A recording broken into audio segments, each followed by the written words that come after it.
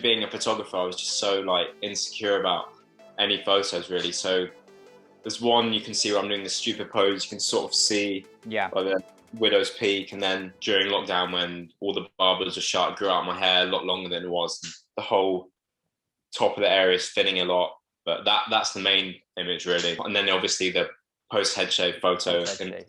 How's it going, everybody? Welcome back to another episode of the Baldcafe podcast, sponsored by Leaf Shave. Guys, make sure you check out Leaf Shave down in the description box below. In this episode, guys, we're talking to Ben, a young photographer from England. He's going to be walking us through his hair loss journey, sharing it with you guys to help you if you're on your own path through hair loss. So to get us started, let's hear how his experience with losing his hair began. I think I was around 17, 18. All I remember at the time is just my temple slowly going a bit further back. When I was doing the kind of Bieber fringe, like it left like a little bit of a gap here instead of having it all the way across. Remember I went to the barbers once, very specific style of haircut where they have like the really sharp straight hairline halfway through the haircut. I was just like, what am I doing? Like, I don't have the right type of hair for this at all. It just looked terrible. Those are like initial signs. I didn't properly start to notice it until I was around 2021 when like that bit started pushing back a lot, and then the top area started thinning out. 2021, and then it's probably started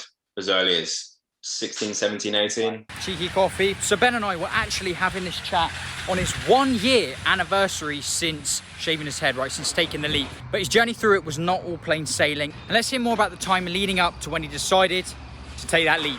Around 21, 22 is when I started like really thinking about it. It was a very like gradual receding. Just used to get super insecure, worrying about what it looked like. And you know how it is, like windy days are the worst. Like I started doing the kind of short back and side, slick back look, and then slowly it started receding more. And the barber that I went to was a really nice guy. He kind of had the initial chat, and but it got to the point where when I was slicking it back, I kind of had to start doing a little bit of the comb over the side, to hide the recession there. And then it started thinning out a lot on top, and it started kind of impacting my anxiety and mental health. That's when I really started noticing it. Obviously, you can't see like the top of your head. I always thought it was just the sides going, but you don't actually realize like how much of the top is thinner than the sides. Being like a photographer and like being such a perfectionist on like my work, I was always just super insecure, or just wanted for it to look the best it possibly could.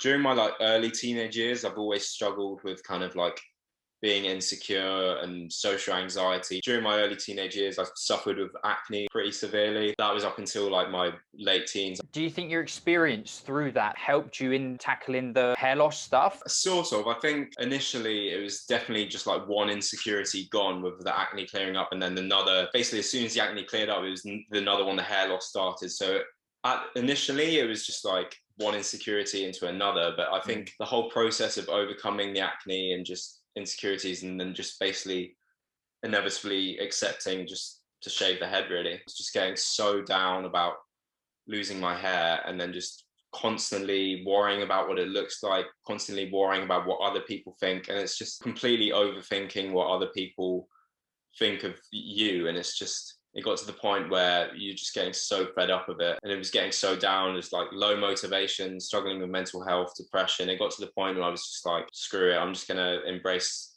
the shaved head and go bald. So as you just heard there, guys, it was time. The desire to move past the drag of going bald had grown to the point where he was ready to take action. Let's hear how things played out. It was during lockdown. I hadn't had a haircut for months, and then usually when I was getting my hair cut, I'd have to get it cut like every 2 weeks for it to look like good and for it to maintain the look how I wanted. Otherwise it would grow out and show the hairline a lot more. You could see the thinning a lot more on top, and then going out in the wind is just constantly worrying about how it looked. Figured now's the time, really. And that basically inspired me to do it. Impulse, just like, why not? Just go for it. So he went for it, right? One day in his bathroom, he bloody went for it. But as you're about to hear, after that initial buzz, both physical and mental buzz, it was a change that didn't come without its struggles. Initially, at the beginning, it was just massive weight off your shoulders, just like not having to worry about how your hair looks, and it feels great. It's definitely hugely liberating just going for the first kind of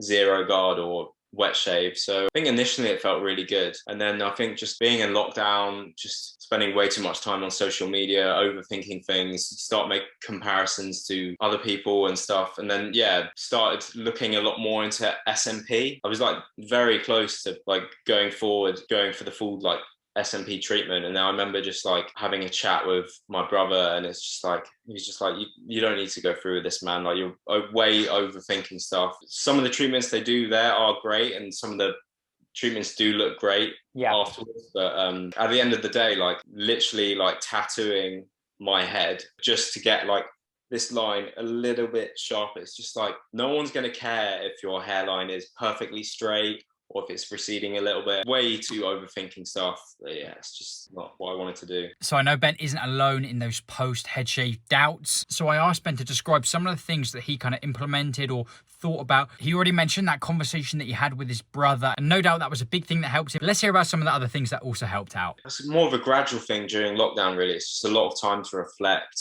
on things going forward. Obviously, the head shaving is a massive weight off your shoulders, but it's more kind of other factors that lead into it, like better routine. So getting up earlier in the morning, exercising more. Once you start building those things into your daily life, you just feel a lot more positive, less screen time, other things as well. It's kind of more of a gradual process, but I think the head shave was definitely kind of the main one, really. So. No, I like that though, because sometimes I think when you're so focused on one aspect, and you're like trying to figure out like, right, how can I sort this out? Like, how can I move past, stop worrying about this or move past it.